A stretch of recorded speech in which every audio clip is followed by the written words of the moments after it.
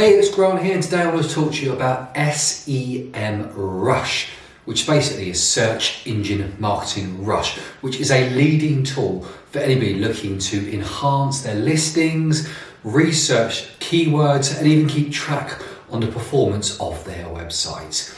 So let's get started. I've already signed up. Let's get straight onto the SEM Rush dashboard, show you through some of the key features. But if you're already convinced, then there's a sign up link down below for a 7-day free pro trial. So check that out down below and we'll get straight in to looking at the dashboard now.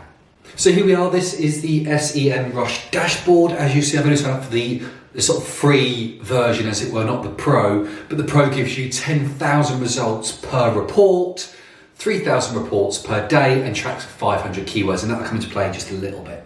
So first thing you do is you add a project, and that monitors everything that you're doing. It monitors backlinks, it monitors keyword search, traffic if you push it into Google Analytics. It does the whole lot. So projects, add new domain. So let's do DIY.com, which is DIY, and click create. Now what that'll do is that now go ahead and it will gather tons and tons and tons of data. On the front of the website, which I haven't shown you, it mentions some statistics, and that's something like 79 million backlinks and millions upon keywords. The data is absolutely vast. So once you've added your project, you then get in depth to what you can do. First thing is a site audit. Site audit just checks the health of the site. Are you using H1 tags correctly? Are you nesting in content repetition, your description, your keywords, blah, blah, blah. Everything about the whole site audit, so which is really good. Position tracking. So where are you on some keywords? So DIY.com, let's say you're looking for electric mowers. You could put that keyword in and it would then check where you're ranking on Google all the time. And it can also send you immediate or email notifications based on that information. Social media trackers, how you're doing on Facebook and Twitter, Insta, that sort of stuff. Backlink audit, so what links are linking back to you. Ad builder, there's a whole ton of data here. But let's look at, pick one, site audit today. Site audit, so what's it going to check? It's going to check 100 pages. So if your site is more than 100 pages, you will need the pro option. What you're going to do, you're going to check the website, correct? Do you want it to email the data once it's complete? No, let's just go forward. And it's now going to crawl that website, DIY.com, which is a UK-based hardware, a DIY store. So there's quite a lot of information there. And what you'll see here is it's now crawling through those 100 pages, gathering the data, analysing it, and then looking at it. So let it run what it's going to do there. In the meantime, let's set up position tracking and see if we can get some data back on that. So it's taken the URL from the project, DIY.com. So let's do UK, United Kingdom.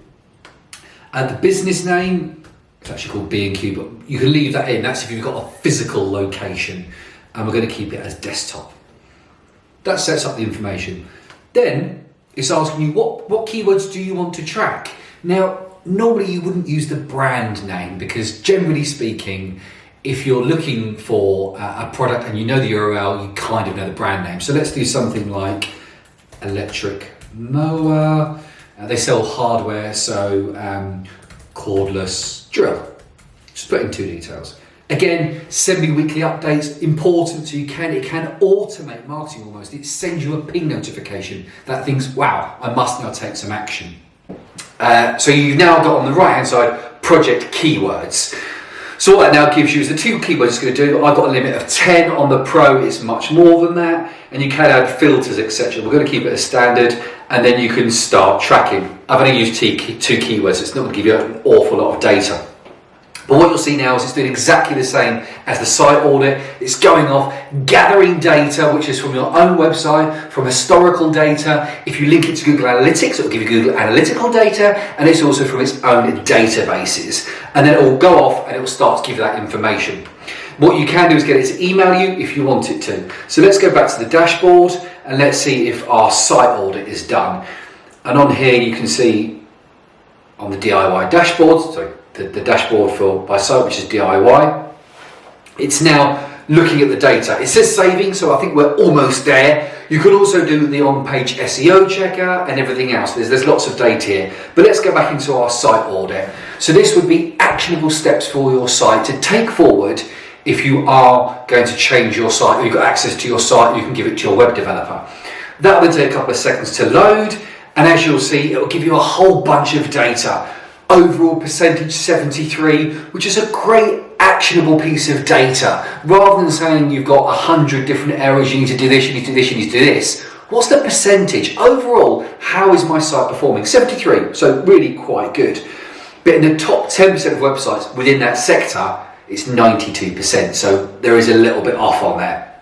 Click on errors, and it will give you really good in-depth detail around what you need to do. So there are 10 pages that have duplicate titles there, and it tells you what pages they are. It links off to you. When did it discover it? You know, if you're doing an audit every week, was it 3 weeks ago it found it and you haven't done any action? So again, really good actionable steps.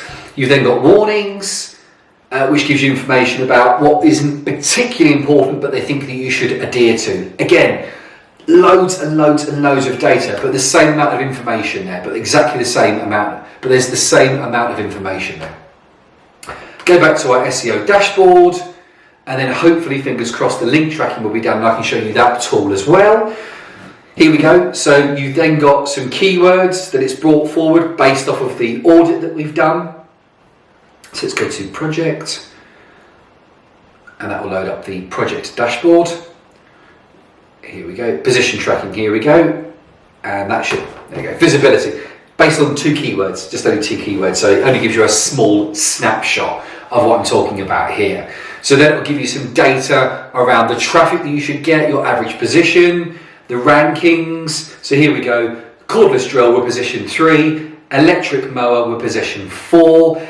Again, I've only just put that data in, but it will give you a graph and historical data on that, which is really, really key. I've very quickly gone through that information, but SEM Rush, as you'll see, has tons upon tons of data in there that you can utilize for your business and your website, that gives you actionable steps, and it emails you on a weekly or daily basis with that as a reminder. You can even send it to project management and notification tools like Trello, which is a great tool, and you can collaborate that and share it with other team members or even an agency that you're working with. So that is SEM Rush. If you want to subscribe, you want to have a look at it, 7-day free trial, click the link down below, and it even gives you the pro version, so you can even get more keywords, more backlinks, and more research. Thank you very much for watching.